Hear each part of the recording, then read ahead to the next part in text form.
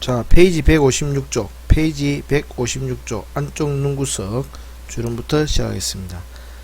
그림부터 볼까요? 안쪽 눈구석 주름은 어디냐면은 우리가 이제 흔히 말하는 쌍꺼풀 수술할 때 앞트임한다 그죠? 하죠. 앞트임. 그 앞트임하는 요 부분을 뭐냐면은 안쪽 눈구석 주름이라는 의학용어로 사용합니다. 우리는 뭐 여기 넓으면은 뭐랍니까? 미간이 넓다 그렇게 이야기하고 있는데 이게 바로 안쪽 눈구석 주름입니다.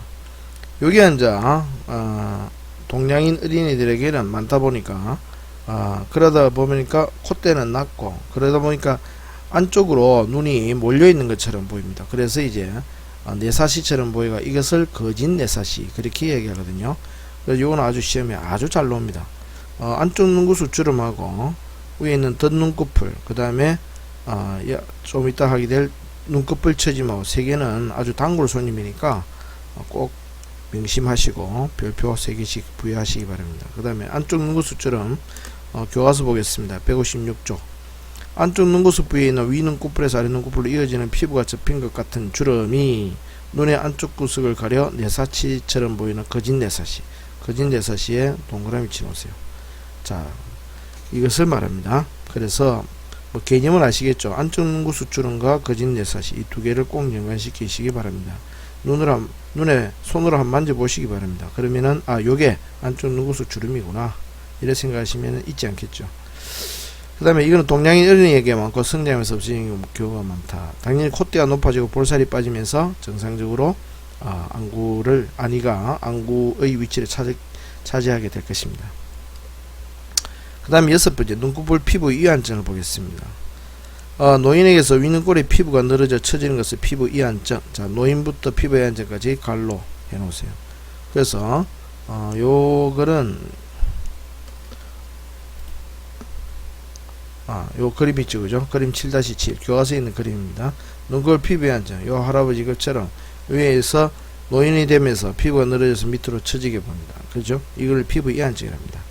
근데 이거는 이제 얼른 보면 눈꺼풀 체인처럼 보일 수 있다. 그래서 심하면 동공을 가리고 시력장애 올 수 있으니까 뭐 알아서 미용상 혹은 이제 시력장애가 오면은 시력장애를 방지하기 위해서 이렇게 여러가지 수술을 하겠죠, 그죠? 그 다음에 젊은이에게서 생기는 게 있습니다. 반복적인 눈꺼풀 부종. 젊은이부터 반복적인 눈꺼풀 부종으로 인하여 눈꺼풀이 늘어지는 경우를 눈꺼풀 늘어짐이란다. 눈꺼풀 늘어짐까지 젊은이부터 눈꺼풀 늘어짐까지 갈로 치시고 눈꺼풀 늘어짐에 다시 줄을 치놓으세요. 저 위에 거는 피부 이완증 줄 치놓으셨죠. 피부 이완증하고 밑에 눈꺼풀 늘어짐하고 두 개를 구분하시기 바랍니다. 이 말장난인데 실제로 보면은 피부 이완이나 늘어짐이나 그놈인데 이게 또 요 가지고 또 장난을 치더라고요. 그래서 이렇게 젊은 사람을 댄 눈꺼풀 늘어졌다. 즉 밤중에 맥주나 라면 먹고 자고 일어나면은 눈꺼풀이 붓겠죠. 매일 그 짓을 반복하다 보면은 눈꺼풀이 자기도 모르게 축 처져 있습니다. 그게 바로 눈꺼풀 늘어짐입니다. 자, 그 다음에 가장 이제 시험에 출제 빈도가 높고 시험 내기도 좋고 그래서 눈꺼풀 체인증이 있습니다. 이거는 뭐 별 한 5개에다가 태양에다가 문, 달까지 그려 넣어도 됩니다. 이거는 거의 매년 온다고 보시면 되니까 특히 이제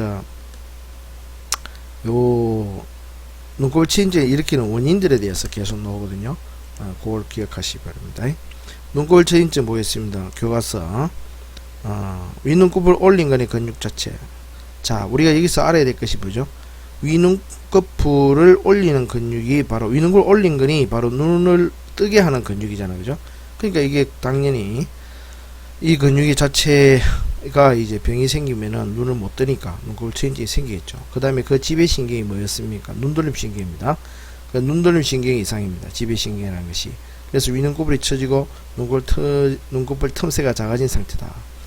요 정의는 알겠죠, 그죠? 눈꺼풀 말 그대로 눈꺼풀 처짐증이니까. 예전에는 안검하수라 했습니다. 지금도 안과에 가면은 안검하수라고 하면서 이야기하고 또 쌍꺼풀 수술하고 그렇게 하죠. 자, 선천성에 줄 치놓으세요. 선천성이 제일 많습니다. 65%. 후천성 25%, 가중유전성 1.5%. 자, 처음에 선천성부터 보겠습니다. 출생시부터 눈돌림 신경 위가지 장애, 그거 줄 치셔야 합니다. 눈돌림 신경 위가지 장애. 두 번째, 위 눈꺼풀 올린 근의 발육 이상. 눈두름식 위가지는 윗눈꺼풀 올린 것을 지배하는 신경입니다. 당연히 장애가 있으면은 눈꺼풀이 처지겠죠. 그 다음에 위눈꺼풀 올린 발육이상, 그 다음에 위고등근의 작용이 약한 경우, 이 세 가지 줄을 치놓으세요. 위고등근의 작용이 약한 경우는 우리가 앞에서 봤듯이 눈꺼풀에 있는 눈꺼풀 올린 근의 근육이 시작하는 부위가 위고등근과 같이 시작한다고 했습니다. 시작 부위가 위고등근의 바로 위에서 시작하거든요. 그러니까 우리가 눈을 위로 뜬단 말입니다. 올림, 눈 올림인데 위로 쳐다보게 되면은 눈알만 돌아가면 안 되겠죠. 당연히 위에 있는 눈꺼풀도 위로 따라 떠져야 되겠죠. 그죠? 그렇기 때문에 위고등근과 눈꺼풀은 같은 작용을 하게 됩니다. 그래서 위고등근이 만약에 작용이 제대로 되지 않는다면 당연히 눈꺼풀도 같이 그 근육이 기시하기 때문에 눈꺼풀 올린 근육이, 그렇기 때문에 안검하수가 생길 수 있다. 즉 눈꺼풀 처짐이 생길 수 있다, 이 말입니다. 자, 요 특징어들은 이마근을 이용해서 눈을 치켜 뜨는 버릇, 눈을 치켜 뜨는 버릇 줄치시고, 주름 줄치시고, 머리를 뒤로 젖힌다 줄치고. 그러니까 애기가 한 초등학교 1학년 2학년밖에 안 되는데 이마에 벌써 주름 지고 있다, 이러면 빨리 병원에 가서 가지고 수술 시켜주는 게 좋을 것입니다. 단순히 눈꺼풀 처짐이 90%를 차지합니다. 단순히 눈꺼풀 처짐 90% 줄치 놓으시고. 자, 시립발달에 장애가 되거나 다난인 경우 약시가 발생할 수 있으므로 조기 수술을 할 수 있다. 금방 이야기했듯이 애기가 이마에 주름 생기고 이러면은 보기도 싫고 애가 또 맹해 보이고 이러니까 안 되겠죠. 그죠? 본인도 얼마나 큰 콤플렉스겠습니까. 다음 후천성. 후천성도 뭐 교통사고로 주로 안 그러면 기타 여러가지 사고로 이제 생기는 경우인데 마찬가지입니다. 위 눈꺼풀 올린 건 느림줄의 이상, 느림줄의 힘줄이 넓어진 즉 한마디로 말 그대로 넓은 힘줄인데 느림줄을 합니다. 그냥 위눈꺼풀 올린 거는 이상이다 생각하시면 되고, 지배신경 이상, 지배신경은 뭐라겠죠? 위에서 위고등근, 눈돌림 신경이 위까지라 했죠. 그죠? 눈돌림 신경이 위까지라 했습니다.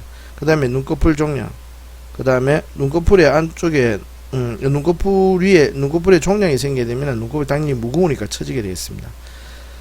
그 다음에 두개각 내인 동맥류의 파열, 머리 외상, 당뇨신경병, 두개각 내 독성 이런 거는 다 필요 없습니다. 그런 건 내지 않고.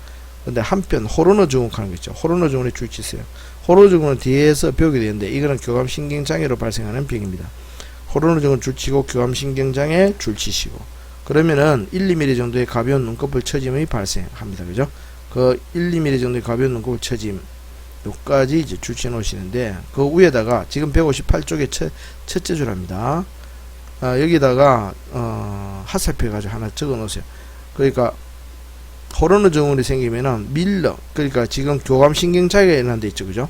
교감신경이 지배하는 신경이 근육이 뭐였냐면은 우리가 앞에서 배웠듯이 눈꺼풀에 있는 근육 중에서 밀러근이었습니다. 밀러근. 그래서 그 하살표 해가지고 하살 하나 해가지고 밀러근 장애 이랬죠. 그래서 밀러근 장애, 밀러근 장애.